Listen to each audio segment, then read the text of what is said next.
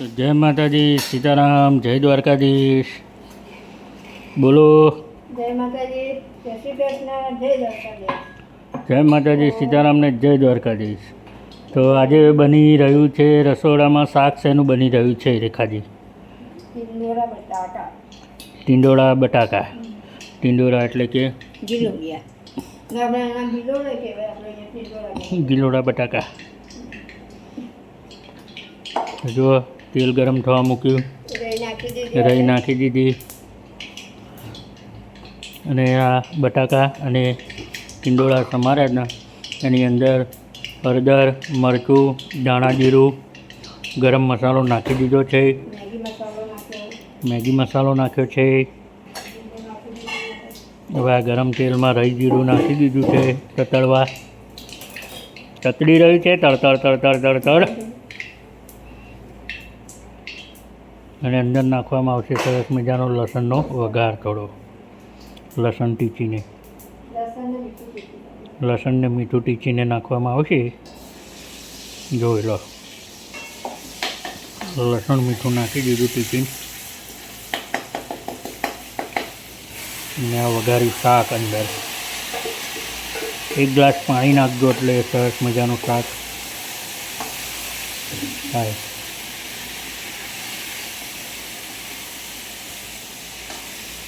તો જોઈ લો, આજે બન્યું છે ટીંડોળા બટેકાનું શાક.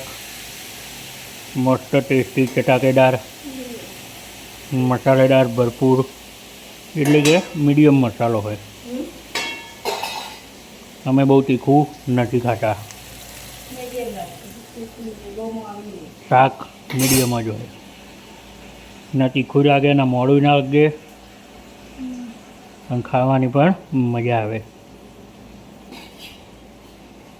તો આ શાક ચડવા મૂક્યું છે, અને આ થોડું પાણી લીધું છે, જે પાણી અંદર એડ કરશું. થોડી વાર તેલમાં શેકાય પછી એમાં પાણી નાખીશું આપણે, એટલે સરસ મજાનું શાક ચડી જાય.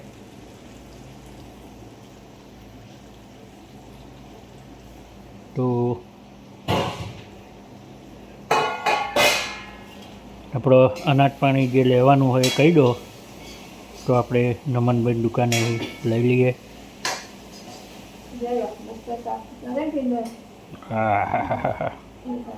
તો જો મિત્રો, સરસ મજાનું ટીંડોળાનું શાક તૈયાર થઈ રહ્યું છે. અને તમારે રેખાબેન બનાવો ને એવી રીતે બનાવડાવજો. અમારી બહેનો જોડે સરસ મજાનું શાક, મજા આવશે. હવે થોડી વાર ઢાંકી દીધું છે પાણી નાખીને. તમે ટીંડોળાનું શાક તો બનાવ્યું, પણ શું બનાવશો? રોટલી કે રોટલો? નહીં, આજે પરોઠા ખાઈએ. હે, એકદમ ધીમા તાપે શેકજે, મસ્ત. થોડું થોડું તેલ નાખી. આવી ગયો છે મારો જીમ બોય. આજે તો જીમમાં ગયો હતો. જીમમાં પૈસા ભરીને આવે છે અને જીમ ચાલુ કરી રહ્યો છે મારો ડીંગલો, મારો દીકરો. બે હાથે જીમ ચાલુ આજથી અમારા પતુભાનું. પતુભા, જીમ કેવું હોય તમારું? એક નંબર. મજા આવશે જીમમાં? ઓકે ઓકે, સરસ કોચ હોય તો સારી હોય, મજા આવે છે. છોકરાઓને ફ્રીડમ આપો, પણ એટલી બધી એ નહીં. આમ એમને એમ થવું જોઈએ કે ના ભાઈ, અમારા મા બાપ અમારા માટે અમે જે કહીએ છીએ ને કરે છે, અને આપણે છૂટકોય નથી, એમના માટે જીવીએ છીએ નહીં. શું કહેવું પ્રતિક? આઈ લવ યુ પપ્પા કહી તો દે. થોડા બાપના વખાણ તો કર મારો બેટ. આ જીમ જવું હોય ચા ના પીવાય? ચા બંધ કરી દેવાની. તો ચા બંધ કરી દેવી પડશે ભાઈ. એના કરતાં ગાયનું દૂધ પીવાનું લીટર. શું કહેવું રેખું? ચા ના પીવાય યાર. જો પરોઠા માટે લોટ બંધાઈ રહ્યો છે ભાઈ, બે હાથે ને બે હાથે.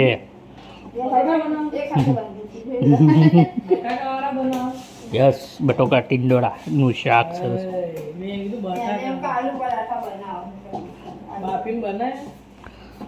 બધું ખાવું હોય પછી જીમ કરવું હોય તો આ બધું થોડું કંટ્રોલ કરવું પડશે આપણે તેલ ક્યાં લોસ કરવાનું આપણે વધારવાનું વધારવાનું ને બે મીડિયમ રાખવાનું એટલે તો કે આ પેલા એની જેમ સ્લિમ બોડી રાખવાની big boy ના.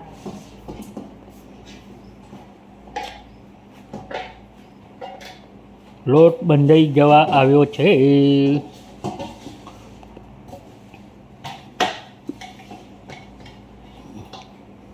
રોટલી ઊંધી ને ભાઈ ખીચડી લે થોડી.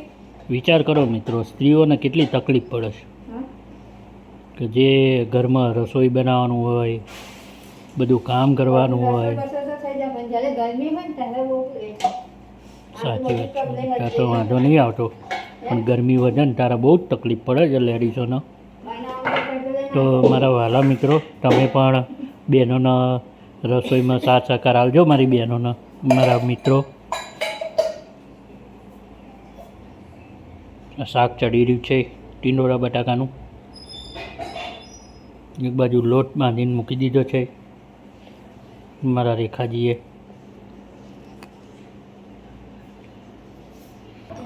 તો જો ચોખા કાઢી લીધા ખીચડી માટે ખીચડી શાની બનાવવાની મગદાળની તો તુવેર દાળની મમ્મી બનાવું તો તું વેરી બનાવ. અમારે શું વેરી નાખ.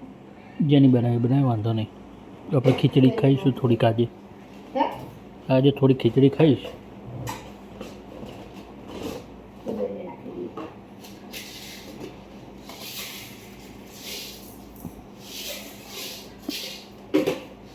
અપાસ કરે તો આની આજ ખીચડી ખાઈશ હા અપાસ કરે તો આની ખીચડી આજે ખાઈશ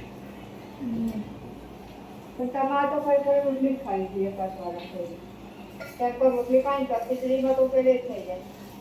રોટલી દેખાય ને હમ. તો થોડું સારું રહે. હમ. ખીચડી ને સારું જ રહે. ખીચડીની તૈયારી ખીચડીમાં પાણી નાખીને ચોખામાં પલાળી દીધા છે મીઠું નાખી દીધું. મીઠું પણ નાખી દીધું છે આ બાજુ ગેસ પણ સળગાવી દીધો છે ખીચડી માટે મને લાગે છે ગેસનો બોટલ પતવા આવે છે એક બાટલો ઝબુક ઝબુક થઈ રહી છે સગડી હે ને કુકરમાં મૂકી દેવાની કુકરમાં દેખાય છે ઊંધું છે ને જો આપણે દોરો લાવી દીધું તારીખમાં કંઈ નહીં 3 સીટિંગ તૈયાર થઈ જાય તો જુઓ તાવીત તૂટી ગયું હતું દોરો તૂટી ગયો હતો તાવીતનો એટલે દોરો લાવ્યા છે કાળો દોરો તાવીતમાં રાખીને ગૂંથવાનો છે તો ચલો શાક બતાવી દો આપણે બ્લોગને વિરામ આપીએ મેં ચોપ ભરાવી હતી મારે દોરો ગૂંથવાનો હતો. તો જોઈ લો મિત્રો આ સરસ મજાનું શાક તૈયાર થઈ જવાયું છે એક બાજુ ખીચડી મૂકી દીધી છે લોટ પણ બંધાઈ ગયો છે તો ચલો આવી રીતે તમે શાક બનાવજો અને આપણા યુટ્યુબ વ્યુવર મિત્રોને બહેનોને જય માતાજી સીતારામને જય દ્વારકાધીશ કહી દો જય માતાજી સીતારામ જય દ્વારકાધીશ. તો જુઓ આપણે દોરો ગૂંથીએ છીએ હવે. જો મિત્રો દોરો ગૂંથતા બતાવું તમારે રેખાબેન જો દોરો ગૂંથે છે આવી રીતે પહેલાં તારીખમાં બાંધી આવે બે સીધા નાખી. જે છેડા લઈને પહેલાં તાવીતમાં બાંધી દીધું એક છેડો અંદર એડ કરીને પછી આવી રીતે તાવીતનો દોરો ગૂંથવાનો જોઈ લો સ્પીડ જોઈ લો ગાય ગાય આ દોરો ગૂંથાય છે જોયું વાહ વાહ વાહ વાહ વાહ વાહ એક સાઈડ ગૂંથાઈ ગયો દોરો બીજી સાઈડ ગૂંથવાનો છે દોરો